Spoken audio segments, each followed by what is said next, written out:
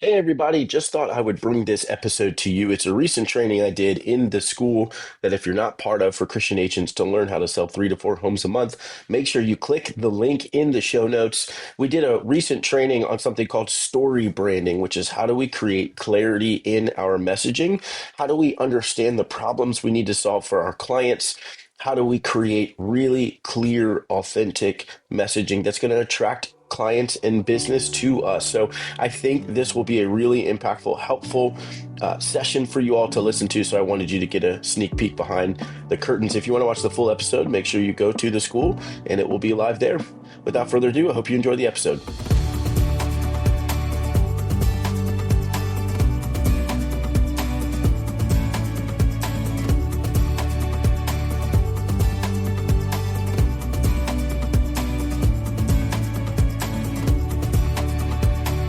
Welcome to The Christian Agent, the podcast for real estate professionals who want to win at work without losing at life. If you're tired of defining your worth by sales numbers, if you're feeling the pressure to fit a mold that doesn't align with your calling, if you believe that God has more for your life than just closings and commission checks, this show is for you. Let's go against the grain. Let's do this God's way. Let's redefine success together. This is The Christian Agent. Let's start, and here, let me pray. We'll dive in. Thanks, everybody, for coming, and for anybody that's watching on Facebook Live in the Faithful Agent page, assuming that I did it right, David, which, who knows? I'd say it's like a 30-70 chance that I figured it out. But here, let's pray first, and then we'll jump in.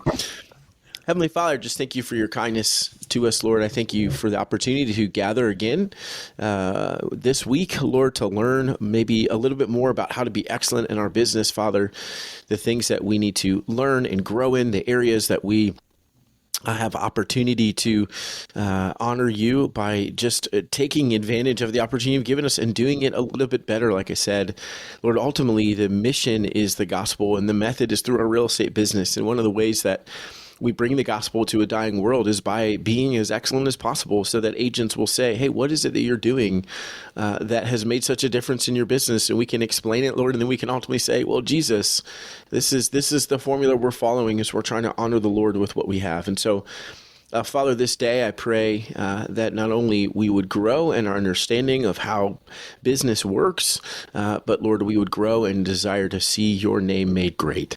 It's not about me. It's not about any of us, Lord. We desire for you to receive praise. So thank you for being with us this day. Lord, I pray that anything that is of you, that it would fall on soft hearts, and anything that is not of you, Lord, that it would be missed and ignored and not heard, so that you alone, again, would receive the praise and glory and honor in all the things we do and say. In your name we pray. Amen. Amen. All right.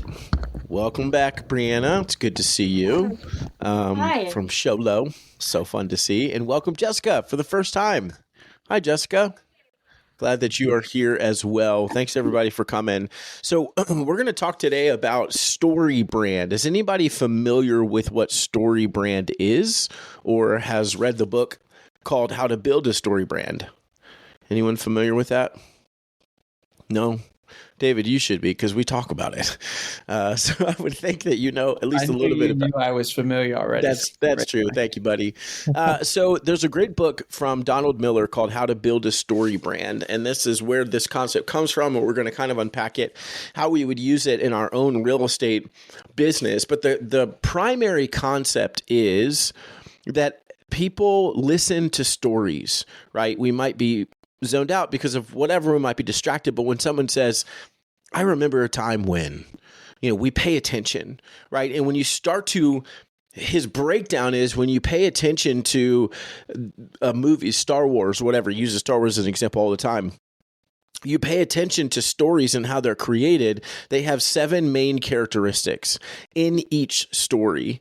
And then he extrapolates that and talks about how do you use that in business and how do we sell it. Even examples of, you could see it in presidential campaigns. You can see it in these huge companies that are selling and how they've structured the way that they tell the story of their business And I've used it a lot in my own real estate business, and it's been really impactful. And so we're going to just break down that process together today. And how do we tell the story of the business that the Lord has given us, and how do we have that clarity? So I'm going to show you this screenshot. Let me pull this. This is the breakdown of this. How do I share? And we're going to walk through this together. Okay. So we'll just talk through this together. Here's the actual, can you see that? Yep. Yeah. Here's the actual, thank you, David. Here's the actual framework. Okay. There's 7 pieces to this. You can screenshot this, or you could just Google StoryBrand framework or whatever. And you could go through it that way as well. Excuse me. Here's the framework. I'm going to walk you through this, and we're going to go step by step, okay? Because I want you to be able to build this out yourself as well. Is first, you have a character, okay? So who is your avatar? Hopefully you've heard somebody talk about who's the avatar? Who are we trying to sell to, right? So any scenario that you're in, when Tyler and I had an Amazon business for a little while, which was terrible, we went through this process as well. Like, who are we actually trying to sell to, right? What does this look like? So you got to have a character, a well-defined character, right? Who's your avatar? We're going to come back piece by piece. The character has a problem. So the character runs into some sort of issue, right? Everything in business, the only way we ever produce income is by solving somebody's problem, right? For most real estate agents, it's, I need a house, or I need to sell this house, or whatever. We're going to go a little bit deeper than that, because there's either an internal, external, or philosophical problem. And if we can understand what their problem is, then we're going to understand a lot better how do we help them solve that problem, right? I think this is highly misunderstood in our industry. Most of us say, well, they just need to buy a house, and that's what they're looking for. I don't think that's it. I think that's surface level. So we're going to go deeper. They meet a guide, which in this scenario is you, right? One of the mistakes that agents make in our industry is we show up as the hero in the story, when really this story is about them, right? Your buyer, your seller is the hero of their own story. They're looking for a guide, right? I'm trying to accomplish selling this house because I need to move my kids to a better school district, whatever. And I've been working my butt off to save the money, X, Y, and Z. And when agents show up and we're like, hey, don't worry, the hero is here. Look how good I am. Look how much I've done, all this stuff. That person's like, well, this story's about me. There can't be 2 heroes in the same story. What I really need is a guide. Someone's just going to help me. So that person, again, we're going to walk through each piece, but that person has empathy and they have authority, right? So empathy and authority. Then they give them a plan. So they give them something very specific. Say, okay, I want that, but now I don't know what to do. Excuse me. So they lay out what that plan would be, and then they have a very direct call to action. So that's this next piece, a very direct call to action. Not, so cool. What are you thinking? It's, hey, schedule a call with me, or let's do this, whatever. Something very direct. Okay, we're going to talk about that. And then it results in either the success bucket up here or this failure bucket. What happens if they take action? What happens if they don't take action? Okay, so we're showing them a bigger, broader vision of their life, if that makes sense. So we'll walk through these piece by piece. All right, so let's start here. And jump in at any point if you have questions or have thoughts or whatever. So we're going to start with a character, okay? And I think one of you ladies, if you don't mind being the guinea pig, for lack of a better term, we're going to build this out for you. This will be in your real estate business specifically. We're going to actually talk about your character, the problem they have, meeting a guide. We're going to go through that together. So who wants to be brave? I kind of want to put Jessica on the spot because it's your first time here, but maybe that's not nice. I don't know. But Brianna's like, yeah, but you're not that nice. Well, I tried to be. What do you think, Jessica? You want to give it a shot? Yeah, atta girl. Proud of you. Let's hear it for Jessica. Good job, Jessica. And I think your little one was wandering around too. So she is welcome. I think it was she. It's hard to tell. Your little box. We'll try not to. She is welcome to pitch in at any point as well. All right. You ready to do this, Jessica? Okay. So we're gonna just unpack this. Okay. I want us to think beyond, and you'll see how we use this at the end. All of us will. We're gonna think beyond.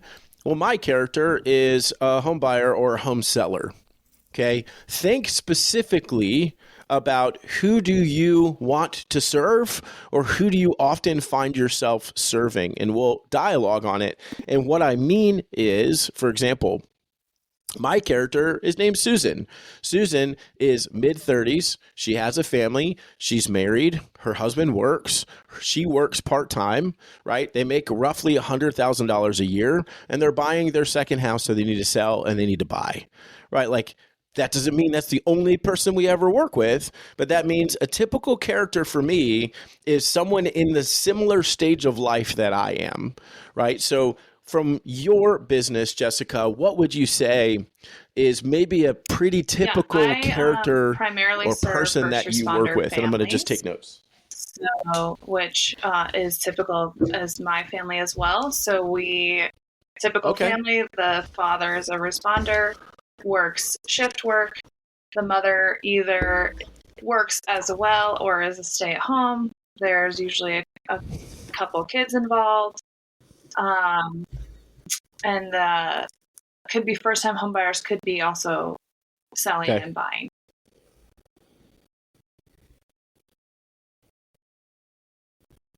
Yep. Okay. So, but typically a family of a first responder, that's pretty common. Okay. 30s, early 30s. How old are they on average? Let's say 2 kids. Okay. And you said what they average? 1 kid, 2 kids, 3 kids. 2 kids, okay. And then, like, are they 6 figures every year? Yeah. Or, I mean, first responders don't make that much. So like, what price range are they in typically? Right at the cusp of 6 figures. And so price range on average is $500,000. Okay. Often does. Okay. And you said wife often does or does not work? Okay. Yes. Daycare, school. Wife works. And kids are pretty young, going to daycare. What is the scenario? Yeah. Okay. Okay. So you've got first responder family in their early 30s. They have 2 kids, make roughly 6 figures, price range about $500K, and the wife also works. Is that, are they go to church? Do they, like, what do they do socially? Are their kids involved in sports? You'll see why this matters, right? Because if we want to understand the problems that they have, we got to understand who they are. Do attend church. Yeah. Sometimes that's with the dad. Sometimes it's without if he's working. That is the shift work life. Yeah. Okay. Yep. Okay. Okay. Okay. So you've got a young family with 2 kids.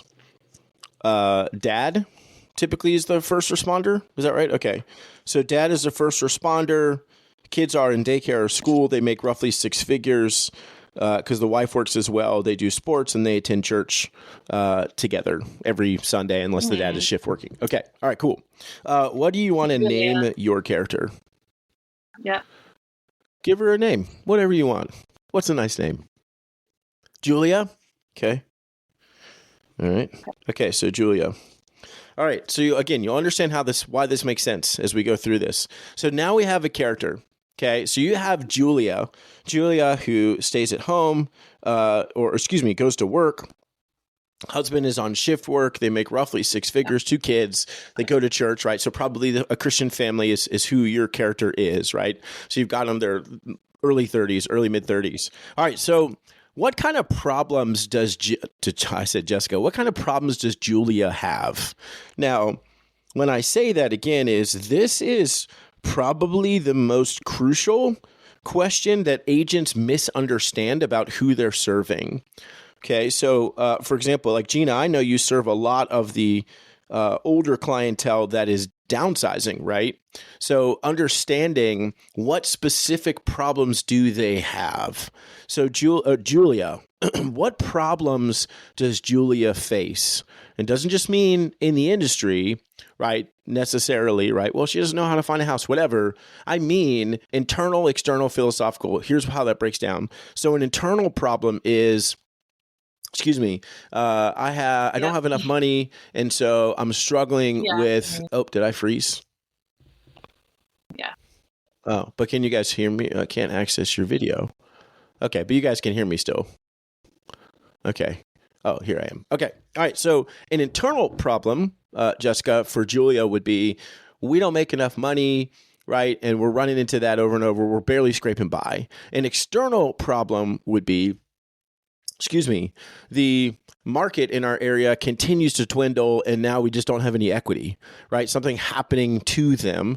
And the philosophical problem tends to be a should kind of response. So, or should or shouldn't, meaning, I shouldn't have to pay 3% to list my house with an agent, or I shouldn't have to sell my house first before I can buy a new one, or I shouldn't have to settle for something that I don't want just because that's all I can afford, right? Does that make sense? So you have three types of problems that they have, and you can gear specifically towards, their real estate experience if you want. And so in your scenario, with the people you've worked with, what kind of problem do you think Julia often runs into? In the last couple of years, so there's not as much equity as they thought there should be in their home in order to upgrade for the next home. Okay.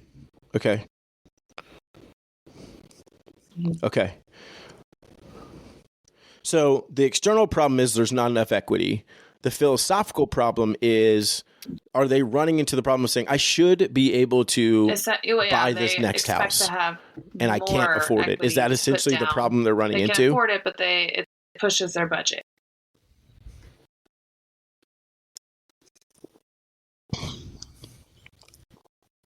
Okay.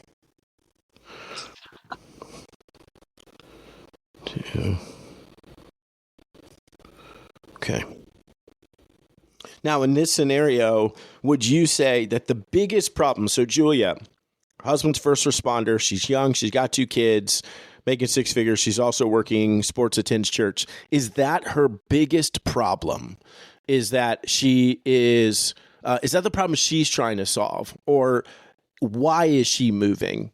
Right? What is the problem that she's trying to solve? That's the problem she runs into. The kids are getting bigger. What's the problem she's trying to solve when she would reach out to you? For everybody to spread out.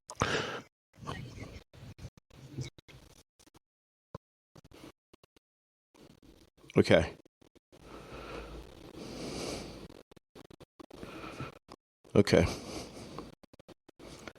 So they've outgrown their house. They need more room. That's their internal problem. The external problem is there's not enough equity. Is that fair? So Julia comes to you and says, Jessica, we need to move. This house is too small for us, right? We've got our kids and we're making good money. We want to buy 123 Main Street. And you're like, great, let's take a look at it. Unfortunately, your house is not worth maybe what you thought it was worth. And so, we're going to have to figure that out, right? So their challenge is they need something better or bigger, right? Let's be specific. They need a bigger house, but don't have the money, or have the money but don't want to use it because they're hoping the equity is going to cover it. Mm-hmm. Okay, so the equity is not where it needs to be. They still could do it, but now what's the challenge? They don't want to pull out of savings. They don't want, what's the challenge that they face at that point? Okay.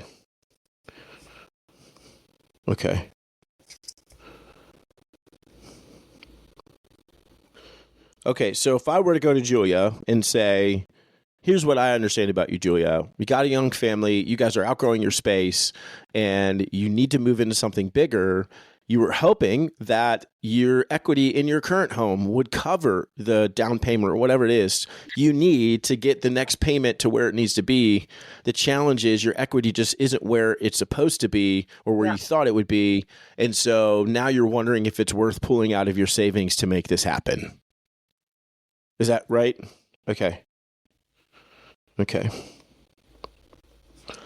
So hopefully you can start to see why understanding what the actual problem is matters, because this is how we're going to talk to people. Okay, this is how we're going to explain to them and how we're going to position Jessica as the guide to these heroes named Julia who have this particular problem. Okay, so Now, Jessica, they would meet you. You are the guide in this scenario. You as the guide have empathy and authority, and you might only have one. Sometimes you have both, right? So for example, your empathy could be, well, my husband is a first responder as well. And I get it. It's hard, right? Whatever that is. So what empathy do you think that you have in this scenario for them? Families, we understand the struggle of the schedule and kids and all the things.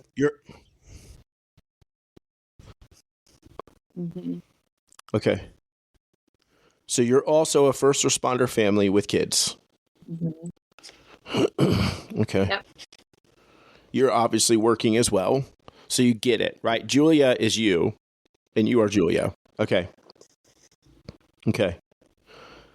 So in everything, and you probably, most of your business probably coming to you via this way anyways, but in everything, right, this is the conversation you need to have as you position yourself, right? So if someone comes to you, you need to be empathizing, and you probably already are, but empathizing with language, even in like a buyer packet or a pre-listing packet or whatever you might send them in advance, right? Any of your social media marketing, whatever it is, talking to the challenge, this is how you're going to use this story of saying, you're telling a story of, hey, let me tell you guys a story. I get it. My husband's a first responder as well, right? Or I think you said you both came from first responder families. My husband's a first responder too. I work out of the home so we can make enough money to provide for our 2 kids. I'm making this up, right? But provide for our 2 kids, because when we're ready to get to that next home, we want to be able to go get the house that we need as we start to outgrow this one as well. And I understand, because that's the life that I live as well, right? There's your empathy. And then you move into authority. The authority would be, I've helped 100 families just like you in the last 5 years, whatever it is, right? So what would your authority be? Could be how many years you've been in business, could be how many families you've helped, could be whatever. For 10 years, helping families just like you navigate these situations.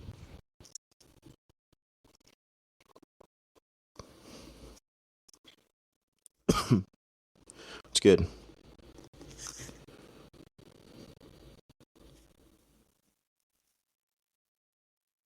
Yeah, that's good. I like that. The key here is at the end of the way that you're going to tell this story, they need to know one of 2 things. They need to know either, is Jessica the right agent for me, or is Jessica the wrong agent? Most of our marketing is trying to attract everyone, which means we attract no one, because we haven't defined who we're going after or who we even are, right? So if you're reaching out, Jessica, and you're presenting yourself, I love what you just said. I get it. I'm a first responder family too. And I've been an agent for 10 years helping families just like you, right? That's your pitch to the marketplace. Doesn't mean you won't help other families, because you will, but it means a first responder family who's like, I just want someone who understands what I'm going through because it's unique. They're going to immediately say, hey, she seems like she's my girl. Like, she gets it. Right? Whereas someone who maybe is downsizing might say, I don't know that she's the right person for me, but Gina, you guys live in different states, right? But like, Gina is someone she gets it, because Gina's sharing about, and I believe this is right, Gina's sharing about how her and her husband downsized, and she gets it because they just did that too. They've been through that process, right? We are best suited to help those who are going through the experiences we've already been through, right? So this is, honing in on that. All right. So then you're going to give them a plan. Okay. So your plan, Jessica, could be as simple as this, right? Here's how you move as a first responder family. Step 1, reach out to your agent, right? Schedule a call with your real estate agent. Step 2, get pre-approved for your new loan. Step 3, check the equity on your home. Step 4, have the buyer consultation. Step 5, go find a house and sell your house, or sell your house first, get under contract, then boom, buy your house. It's laying out for them a very specific plan. Hi, little one. Right? You're like, I actually get it, right? Because I have kids too. Hi, sweetie. You sleepy? Sorry, I'm distracted by the cute kid. Okay, cuter than you, Dave. And that's saying something, because you're pretty cute. That's weird. So now I got distracted by Dave. Okay, so what was I talking about? Okay, the plan. So the plan for you, Jessica, would be something whatever you want them to do, right? So for example, like in our buyer packets, there's a very specific plan. So it's step 1, meet with your agent. Step 2, get pre-approved. Step 3, find a home. Step 4, buy the home. Step 5, refer your favorite agent. Like, here's what I want you to do. We're turning what is confusion into clarity for them. So Jessica now knows what Julia is going through, and she empathizes with her. And just at any point, if you need to go hang out with your kids, like, please do. I'll just pretend like you're here and just keep talking, and it's okay. So at any point, right, you're going through this process. You're like, I get it. Right? I've been there. I've done this. And so here's what I found that makes this as easy as possible. Our buyer packet is called the Hassle-Free Buyer. The Hassle-Free, now I can't remember what it's called. Hold on. Oh, Hassle-Free Buying Guide. So it's called the Hassle-Free Buying Guide, right? The Hassle-Free Selling Guide. We know that you guys want this to be easy. So here's the plan. Here, let me pull this up. So here's the steps. See if I can even find it. The process. That's okay. I won't waste time. So, but you're going to give them a plan, right? So if you know, Jessica, that their challenge is, equity is the problem. They've got a lot going on. They've got kids. They're trying to make enough money. They got to move into a new house, right? You would have something that says, here, guys, I'm going to send you something. It's my 7-step guide to, moving into a bigger house as a first responder family, like super specific. And at the top, it's going to say, hi, I'm Jessica, and I get it because we're a first responder family too. And I've helped over the last 10 years, help families just like yours and mine move into that bigger home as they outgrow it. Here's a picture of me and my family. Right? Your empathy, your authority, and you say, it's as easy as this. Here's your plan to do it. Number 1, reach out to me. Number 2, we're going to get you pre-approved, right? Number 3, we're going to make sure we understand the value of your home so that we know how much equity is there and if you're going to have to pull out of savings or not. Number 4, we're going to have a meeting and talk about what's the right game plan for you. Number 5, we're going to put your house on the market. Number 6, we're going to find you a new house. Number 7, we're going to celebrate. Whatever it is, right? You're just making it super simple. This is it. This is your really simple plan. Okay, so you're handing them something that is simple and easy and solves their problem. You're turning confusion into clarity, which is how you sell anything anyways. If I make it complex, no one's going to buy it. If I make it clear, lots of people are going to buy it. So that's what the plan looks like. And then, Jessica, I know you're in and out with kiddos and totally okay. No, that's Does that make sense before I move on? Excuse me, any questions or part I should go back over? No. Okay, cool. Yeah. And then you call them to action. So a very clear call to action. Now, in my opinion, I think you can have a gentle on-ramp or you can have a very clear call to action. Okay, so the very clear call to action for Jessica might be, here's your 7, whatever it is, I'm making it up. Here's your 7-step process for buying a bigger home as a first responder family, right? Like, again, that's specific. You're being really clear who you're talking to and who you serve. Excuse me. And then at the end of that, right, the call to action might be, so click here to schedule a meeting with me, right? Or click here to send me a text or whatever. A very clear call to action. Very, very clear. This is what I want you to do. Hey, all of this makes sense for you. I get it, right? You're positioning yourself because you think about this at the very beginning. Julia is a first responder wife and she's working. They've got kids and she's like, you know what, husband, we are running out of space. We got to go find this new house, right? And they don't maybe yet know that their problem is they don't have enough equity. Maybe they don't know that. So the real problem, the internal problem is we don't have enough space. The external problem is, so what did I write down here? The external problem is they don't have enough equity. They might not know that yet. The philosophical problem is I should be able to sell my home and move into a new one without taking any money out of savings, right? So you're speaking to that. So you're talking about this. Hey, I get it. I get it, Julia. Don't name her, but you're a first responder family, blah, blah, blah. Hey, I'm just like you, right? I'm a first responder family too. Again, I'll keep repeating just because I think it helps. I've been helping families just like you for the last 10 years. And I've whittled it down in the last 10 years of all the first responder families I've helped to 6 easy steps. Number 1, do this. Number 2, 3, 4, 5, 6, right? If this resonates with you, and if this is you and your family, you're a first responder family looking to get a bigger home, click here and reach out to me today to schedule a call, or click here to get on my calendar. And I'd love to connect with you, right? Whatever it is, that's a very clear call to action. You've given them a plan. They're taking step 1 on the plan, which is reach out to your real estate agent, right? Excuse me. A softer on-ramp, if you wanted to, right? Which would be, if you want to know my 3-part video series on preparing to move as a first responder family, click here to download the videos, and then you get their emails, and now you just have an on-ramp where they're in your world, and now you got to create, more content to just drip on them, and that's just more complex, but that works too, right? I think in this scenario, you're just having a very clear call to action, right? So click here. If that's you and you want to know how to do this well, click here to schedule a call.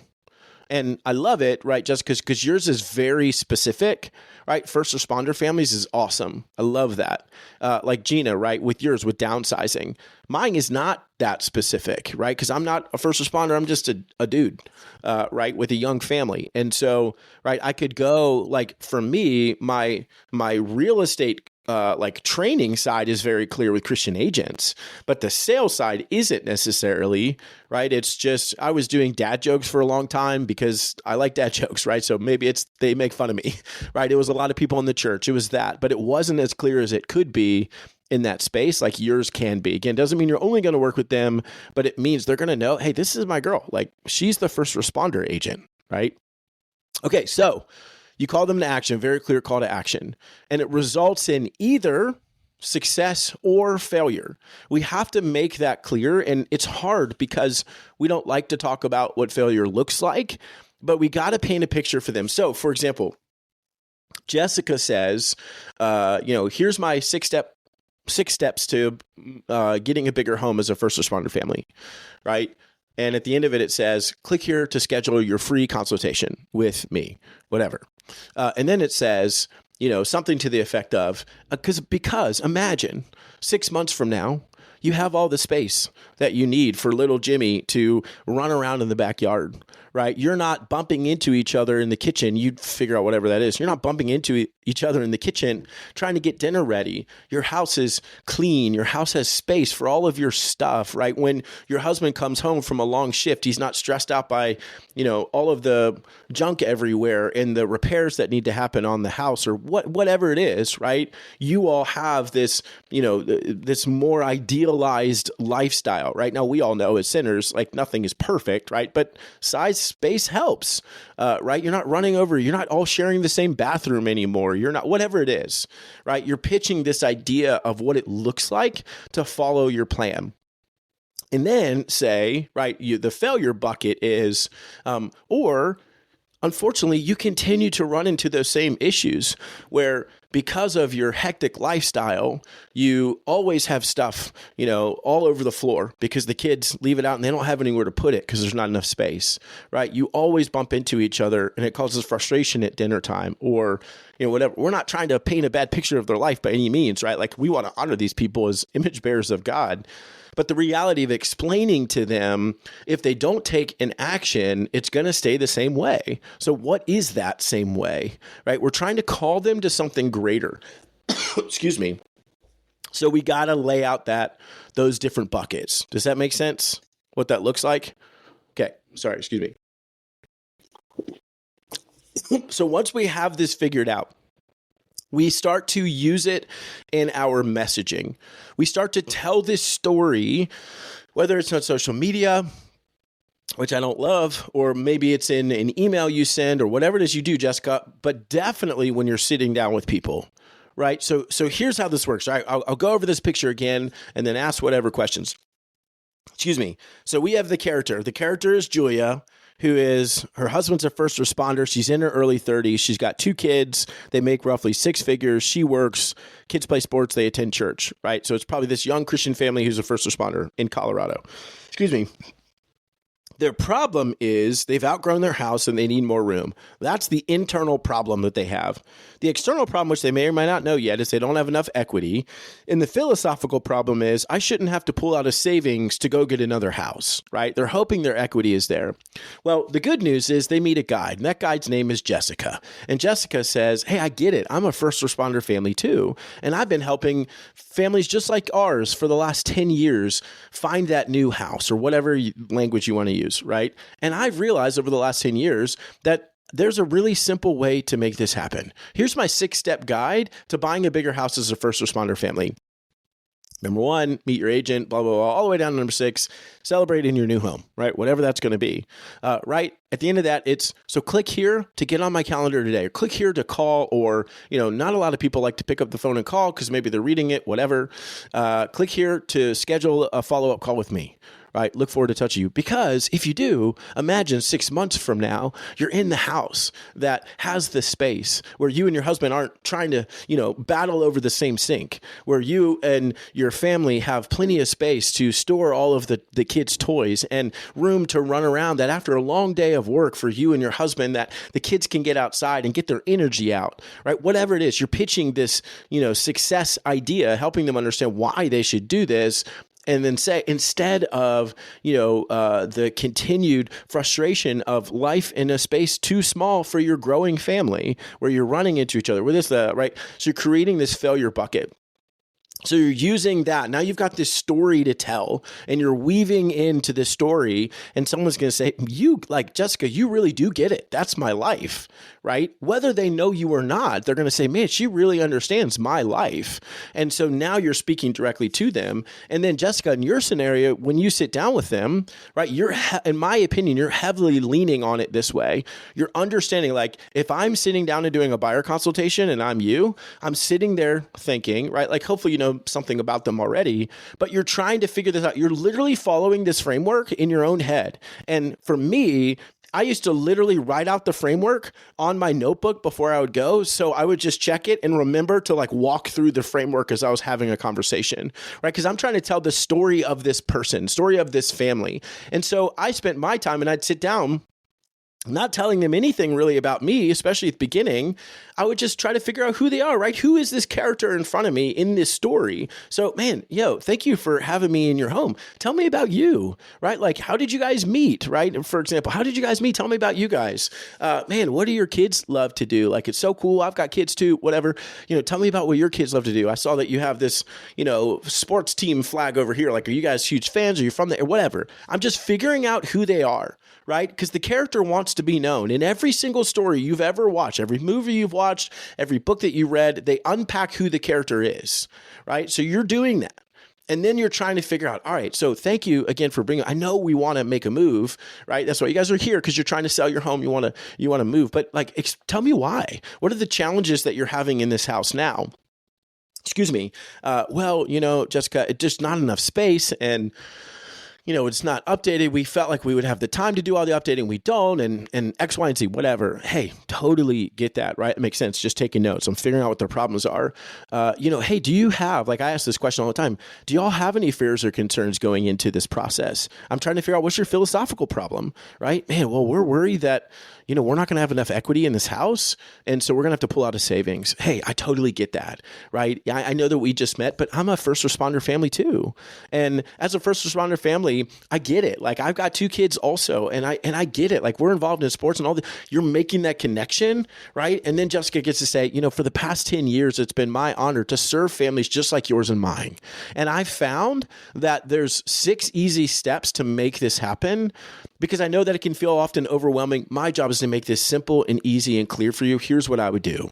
The first step is connect with an agent that's going to work with you. We're already doing that, right? Awesome. Good job. You've already knocked out step 1. Then I'm going to connect you when we're done today. I'm going to connect you with my lender. Fantastic. And then this, and then this, and then this, whatever. Cool.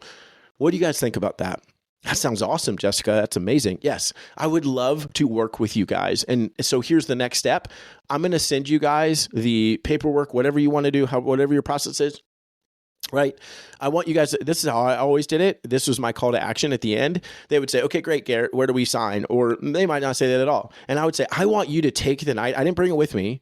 I want you guys to take the night, really talk about it, especially if they're Christians, talk about it, pray about it, because I want you to feel confident that I'm the right fit for you.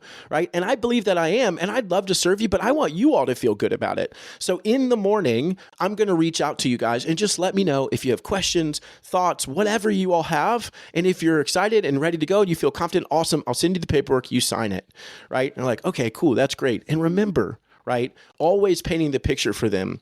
This is helpful in whatever we're doing. But, Jessica's sitting down with them. And remember, 6 months from now, right? I know you guys are struggling with, space and bumping into each other, whatever. You're figuring out what the problem is earlier. Remember, 6 months from now, moving is not an easy process, but 6 months from now, when you're on the back porch, you and your husband drinking coffee after his shift, and the kids are running around with the dogs having a great time, just remember how joyful that's going to be, right? And so you're motivating them. Does that make sense? And then I want to open up for y'all questions, thoughts, whatever. That's how we craft a story and start using it in our conversation, start using it in marketing, start using it literally. If I'm you, I have this written down when I'm going to meet with a buyer or seller. You're just following this framework. I want to know who they are. I want to know what their problem is. I want to explain how I empathize and have authority. I want to give them a really clear plan, call them to action, and show them what success looks like. You may or may not, in person, need to show them what failure looks like, right? That would be weird. And remember, if you don't sign with me, Brianna Crunk in Show Low, Arizona, then your life is going to be terrible, right? Like, I don't know that you necessarily need to go there unless you're trying to help them figure out and motivate them off the fence, right? Depending on what that looks like. So lots of talking for me, which is not abnormal, and you'll know that. But broadly speaking, does that make sense? And then I want any questions, comments, thoughts, any of that. Hopefully that is helpful. Yes. Does that framework make sense? Yes or no? Yeah. Thumbs up. Okay. Does it make sense how you would incorporate, once you have a story, yes, I think does it make sense how you incorporate that into your business? You think so? So Garrett, I need to get over the fact that I'll be missing out on other buyers or sellers. I have a story and I kind of have it down. And I can use it, but then I keep thinking, well, if I'm so focused on this story, I'll be missing on, first time home buyers. And so I need to get over that. And how can I get over that? Because I am at the age where I have been the first time home buyer. I've been through all those stages in my life because of my age, but I am, the senior living is my specialty, and downsizing. And because I used to do that as part of my business before I became a realtor. So I have those stories and I use them, but I've been hesitant lately. I've taken a step back, and how can I get over that? Just marketing to that market in the back of my mind, like, Gina, you may be losing some people. And I think that's the right question, right, Gina? So thanks for asking that. That's always the challenge, right? The best business owners I have met, they'll always say the riches are in the niches. Doesn't mean we're all trying to get rich. It just sounds good alliteration, right? But you make the most money when you are really clear who you're for and who you aren't for, right? So, for example, our podcast was called Serving Not Selling, and that was pretty clear what that was about, right? But then when it became the Christian or the Faithful Agent podcast, right, when we first shifted, we lost people, right, that were listening. And then we gained people who were looking for specifically that, because it was very clear, this is who we are and this is who we're trying to serve. So did a portion of that leave? Absolutely they did, right? Did people join because they were looking for that and couldn't find it anywhere? Also, yes. So when we have clarity there's enough people looking for who you are. It's that we often don't define ourselves, right? Someone, I can't remember if it's in that book or some other book. I read it years ago, but he calls it the caveman test, right? Could a caveman understand who you're for in 3 seconds, right? Because after I'm trying to remember the data. if it takes us, I don't remember the length of time, it's a handful of seconds. After a handful of seconds, if we haven't been able to make a decision already, we actually start burning calories. And our body doesn't like that, right? Burning calories is not good. Our body wants to live. It doesn't want to burn and expend energy. And so if there isn't clarity over who you are, then people can't choose you because they don't even know who is Gina for and who is she not for. That doesn't make any sense. Right. And so the clarity is going to create opportunity for you. It feels like, and I totally get it because it just does. It feels like we're shutting the door to other people. Number one, the Lord's going to bring who he brings. And so pay attention. What if Jessica says, I help first responders, and then every client she gets is a downsizer? Maybe the Lord's trying to tell her something. No, you don't. You help downsizers, right? Let's talk to that person. But Gina, you've noticed that a lot of your business is that. So are you potentially uniquely skilled and qualified to help that subset of client? Sure. There's probably, I don't know, Gina, I'll just use my numbers. In our area where we serve, there's 10,000 agents, but there's 2.1 million people. If I am getting 50 of them a year, which is like 0.001%, I had an amazing year. I'm in the top 1%, right? We need to stop thinking that I need to go reach all 2.1 million, and we need to start thinking, how do I reach the very specific people that I'm trying to reach? Because a room of 1,000 people and none of them want what I have is nowhere near as valuable as a room of 30 and they all want what I have, right? Does that make sense? So the challenge to you, we all have it. The opportunity for all of us is big numbers and thinking we're reaching everyone oftentimes comes down to one of two things. Ego, right? In total transparency, ego. I want more people to pay attention to what I'm doing. And I don't think that's you in any way, Gina. Agents in general, it's like, I got to have more followers, more this, more that, right? That's not true. Or it's a lack of trust that if the Lord said, hey, I made you as a hand, just go be a hand, that he's going to provide.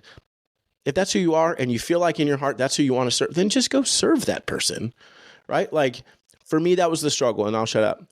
Going all in on Christian agents was hard because no one was doing it. I wasn't sure I wanted now I'm just a Christian agent guy and that's all I ever get to be. That was hard, letting go of what we were building, which was actually doing pretty well. I was scared of that, right?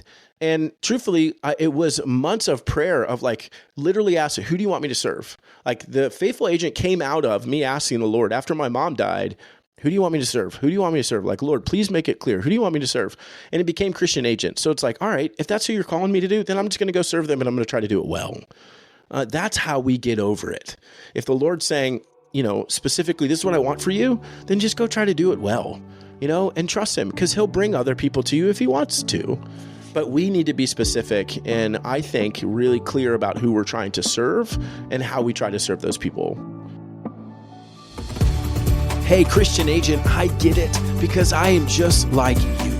You got into this business for more time, money, and freedom, but how is that going? Maybe like me, you found yourself succeeding more often, but missing out on more family dinners. Or maybe you've been wondering this whole time, why are you working your butt off but not making any progress? Or you continue to see the people up on stage who lost their marriage, but they sold a lot of houses, so they get celebrated anyways. Well, the truth is in 2 Corinthians, the Bible tells us to not be unequally yoked. We get so caught up in following the world's way that we forget to follow the Lord's way. And that's why I launched the 210 Collective at EXP, so Christian agents all over the globe could finally be in business together. We could finally be more excellent together, and we could finally be encouraged to set the right priorities and honor God by honoring our families above our work. So if you're ready to take your business to the next level and you want to learn, grow, and connect with other Christian agents, I'd love to talk with you. Head over to 210collective.com/podcast or click the link in the show notes to text me directly and book a call. You're not going to be talking to some member of my team. You'll be talking with me directly, and I promise to shoot you straight.